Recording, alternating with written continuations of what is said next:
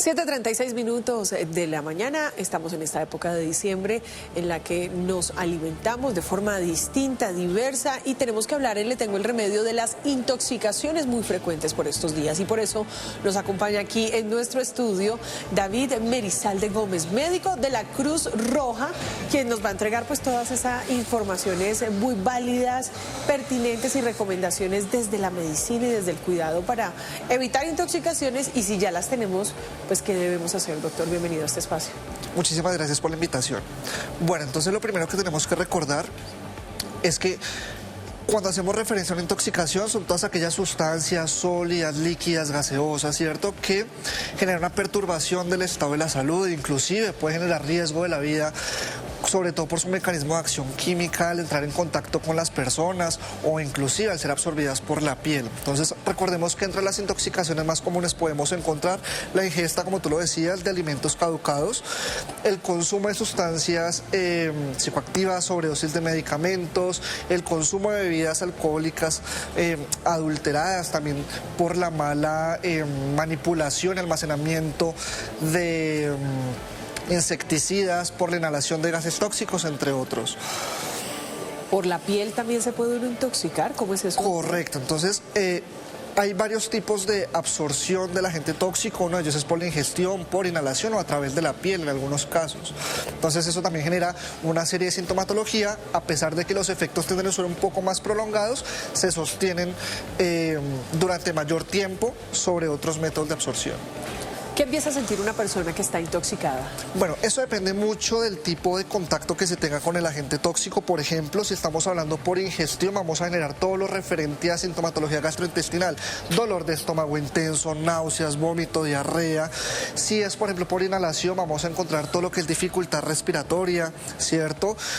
Tóxicos que generan alteración del sistema nervioso central, entonces vamos a encontrar alteraciones de la visión, desde visión borrosa hasta la pérdida completa de la misma, alteración del estado de la conciencia y pues varias sintomatologías también asociadas. Es decir, que cuando una persona consume licor adulterado está intoxicado y consecuencia de esto o alguna de las consecuencias puede ser la pérdida de la visión. Correcto, puede ser una de las manifestaciones inclusive principales de la intoxicación por el metanol, que es uno de los componentes de las bebidas adulteradas. Bueno, y uno está en casa, de pronto como decían allí los ciudadanos en las terminales terrestres que se van para la finquita, donde no hay un centro de salud cercano. En materia de prevención, ¿qué debemos llevar a esos paseos o a esas reuniones familiares que están alejadas de pronto de las ciudades y de un centro de salud? ¿Y cómo actuar en caso de una intoxicación? Por ejemplo, con algún alimento en mal estado. Bueno, lo primero para la prevención como tal de las intoxicaciones, en el caso de los alimentos, siempre pues que estén debidamente refrigerados, siempre mirar las fechas de caducidad, generar una buena preparación y cocción de los alimentos. En el caso de las bebidas alcohólicas, siempre digamos que revisar las tirillas y etiquetas de seguridad, saber comprar digamos que este tipo de insumos en sitios autorizados. Lo mismo, evitar la automedicación y demás. Para el tema de qué hacer en dado caso de que nos podamos intoxicar con algún elemento, pues lo primero y lo que comúnmente se decía anteriormente y lo que ya no se hace es favorecer el vómito. ¿Listo? Entonces, antes lo que se explicaba a la gente era que teníamos que favorecer el vómito para expulsar todo ese tóxico, pero se ha demostrado que eso genera también un aumento de la broncoaspiración, por eso no se recomienda ya ese tipo de maniobras, sobre todo cuando desconocemos el agente tóxico. Entonces todos aquellos que son derivados del petróleo, de la gasolina, en combinación con el vómito puede generar también quemaduras de la vía aérea, entonces es muy importante tratar digamos que no incentivar el vómito en las personas. Otro mito que se tiende a decir es, bueno, dele leche, dele huevo, aceite o algo como para neutralizar ese tóxico. Realmente no está comprobado de que la leche, ni el café, ni el aceite genere esa disminución del tóxico y sí, por el contrario, va a empeorar los efectos. Entonces, lo más importante es tratar de reconocer la intoxicación en las personas, tratar de establecer el agente causal, mantener siempre la vía aérea permeable, es decir, que la persona siempre esté respirando, que no haya ningún tipo de alteración de la conciencia. Si la persona llega a desmayarse producto de esa intoxicación, siempre posición lateral de seguridad, de medio lado, abrir la boca y empezar a que la persona trate de expulsar esa secreción sin incentivar el vómito. ¿A su merced le gusta el calentado? Me fascina. Pues a mí también. El problema del calentadito es cuando no hay una cadena de pronto de frío posterior a guardar eso para el día siguiente, porque no hay nada más rico que un calentado de frijolitos. El calentado de pasta tiene su grupo de fans, pero hay algo que la gente también guarda, doctor, y es el ajiaquito que quedó o el sancochito que quedó de la noche anterior, de la noche del 31. Al día siguiente en el desayuno, como cuando uno toma el caldito de costilla, se toman entonces el sancocho. Y muchas personas se intoxican así. ¿Cuáles son sus recomendaciones para seguir disfrutando de eso que nos gusta tanto? Mira que ya que lo mencionas, y según el boletín epidemiológico dado por el Instituto Nacional de Salud, para el 2025 se registraron alrededor de 168 casos de enfermedades transmitidas por alimentos. Es decir, es algo quizá más común de lo que esperamos y se basa en eso, ¿no? Entonces es en la mala refrigeración de los alimentos, el paseo de olla, ¿cierto? El asadito, el caldo, entonces no se refrigera bien. ¿Qué tan cierto es eso de que hay que dejar que se enfríe para meterlo a la nevera? Muy cierto, porque varios de los componentes, digamos, cuando se hacen cambios bruscos de temperaturas, es lo que nosotros llamamos se corta el alimento, se pudre, se oxida, y muchas veces por no dejar perder entonces la comidita, entonces uno se lo come y es donde pasan las eventualidades. Ese cuento de que si le mete la mano quien no lo preparó lo dañó, ¿eso es cierto? Bueno, ¿Eso es como un mito? No te sabría decir, pero mira que ya que lo mencionas, en el caso de la natilla, ¿no? Entonces cuando uno bate, a mí por ejemplo se me corta la natilla. Se le corta la natilla. Creo en algunos casos eso de que depende de quién lo haga, es como queda el resultado. Hay personas que llevan pescado, que están en la costa, que tienen ese alimento ahí cerquita y lo transportan hacia la finquita, hacia el lugar donde están compartiendo con sus familiares. ¿Cuál debe ser esa cadena de frío para este alimento que también es muy particular? Bueno, dentro de la cadena de frío de los alimentos, siempre pues que esté debidamente empaquetado en una nevera, ¿cierto? Que no tenga contacto con otros elementos que puedan generar oxidación del mismo. Entonces, por ejemplo, el pescado, tratar de aislarlo, que se congele, se coloque en las neveras de transporte y pues se lleve siempre manteniendo esas cadenas de refrigeración, ¿no? Recordemos que los cambios bruscos de temperatura pueden favorecer al daño de los alimentos. Hay una teoría que quiero preguntarle si es mito o realidad, y de hecho otro profesional de la salud en algún momento lo mencionó aquí en este espacio, y tiene que ver con el licor adulterado. Y para poder atacar un poco los efectos de ese licor adulterado, tomar un licor bueno para que empiece a pelear el bueno con el malo en el organismo. ¿Usted qué piensa de eso? Sí, lo que pasa es que uno de los componentes de las bebidas adulteradas es el metanol. El antídoto del metanol es el etanol. Y el etanol es un compuesto que se encuentra en licores, por ejemplo, el whisky. Entonces, de ahí es donde viene de que, bueno, si se está intoxicado por alcohol adulterado, dele una copa de whisky o algo, pero pues eso no es, digamos, que tan así, ¿no? Eso sí, siempre se recomienda es trasladar a un centro asistencial y que sean los profesionales quienes hagan las debidas correcciones. Sí, porque en ese caso entonces ya se generó la excusa de que en el kit de emergencias usted va a meter la botellita de whisky ahí. Correcto, una botella, no. Bueno, hablemos también de las intoxicaciones por la piel que ingresan a través de la dermis. ¿Cuál es esa recomendación? Los ojos también son un espacio que genera mucha afectación en esta época de vacaciones. ¿Qué elementos le pueden intoxicar a uno y cómo desintoxicarse?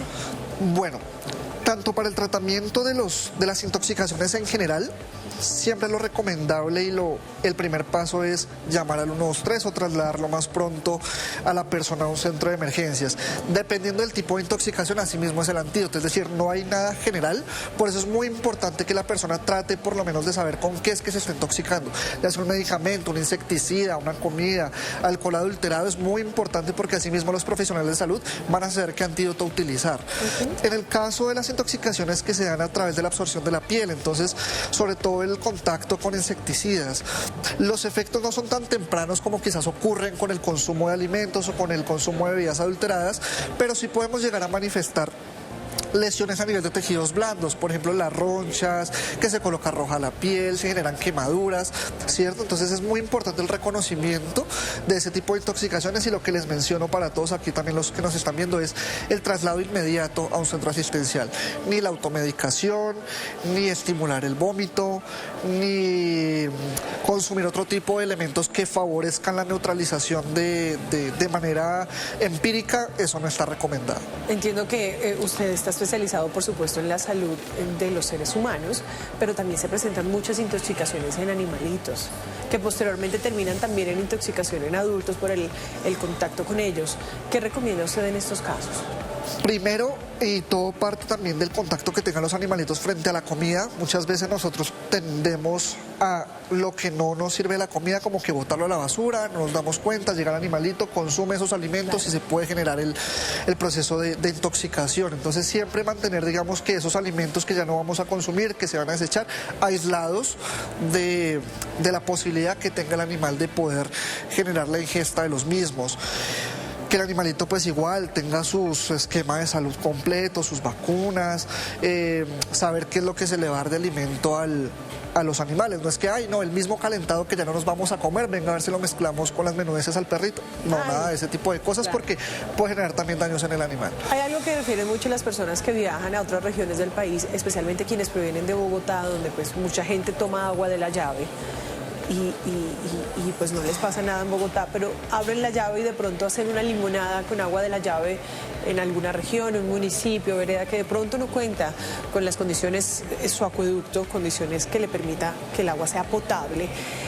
Uno se puede intoxicar por tomar agua del grifo en unos territorios de nuestro país donde eso no sea permitido. ¿Qué genera el agua que no es potable? Quizá no tanto como intoxicación por el consumo del agua, sin embargo, sino que más bien esa agua que no está potable, que no tiene unos tratados especializados, pueden tener vectores. Es decir, el agua emposada, de pileta, de caneca, del mismo grifo que no tiene las medidas sanitarias adecuadas, pueden generar, o pueden tener, por ejemplo, si es un ambiente tropical donde se genera mucho mosquito, entonces esos mismos huevos de las moscas, de los mosquitos, al momento de abrir la llave, nosotros podemos ingerir eso y es donde se generan las enfermedades por transmisión de vectores. Entonces, más allá de la intoxicación como tal por el consumo de agua es eso, lo que pueda atraer el líquido de vectores, de larvas, de huevitos de una mosca que podamos llegar a pasar desapercibido. En esos casos, si no se cuenta con las medidas potabilizables, lo mejor es hervir el agua. Ahí sí lo que nos dicen, herva el agua, espérese a que se enfríe y ahí sí posteriormente genera la ingesta. O lo recomendable siempre es vaya a una tienda y compre la botellita con agua. Aquí Aníbal no está, pero nos manda una pregunta. Dice que si el exceso de un mismo alimento puede intoxicar. Comer mucho del mismo alimento, por ejemplo los buñuelos, que le encantan.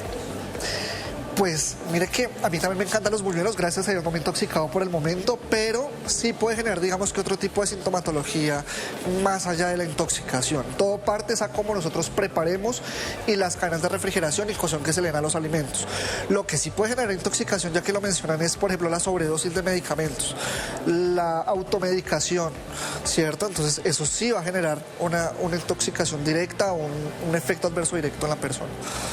Finalmente, esas recomendaciones para todas las personas que van a preparar sus alimentos durante este 31 de diciembre, que van a poner en marcha todas sus tradiciones y que quieren pasar un fin de año tranquilo, doctor, sin problemas, sin tener que acudir al médico.